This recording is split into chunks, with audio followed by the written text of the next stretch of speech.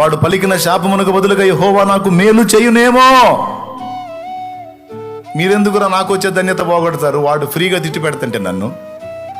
దేవునికి స్తోత్రం. ప్రియులారా, ఎందుకు ఈ మాటలు చెప్తున్నానో తెలుసా?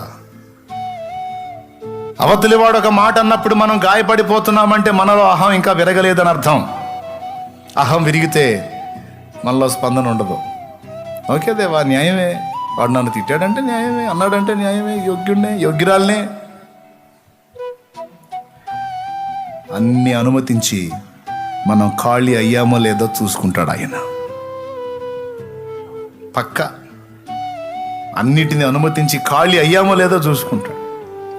అయిపోయిందిరా, అన్ని విరిగిపోయినాయి, వీడికి మొత్తం ఖాళీ అయిపోయాడు అనుకుంటే అప్పుడు నింపుతాడు తన మహిమ, తన కార్యాలు అప్పుడు స్టార్ట్ అవుతాయి. హల్లెలూయా, హల్లెలూయా.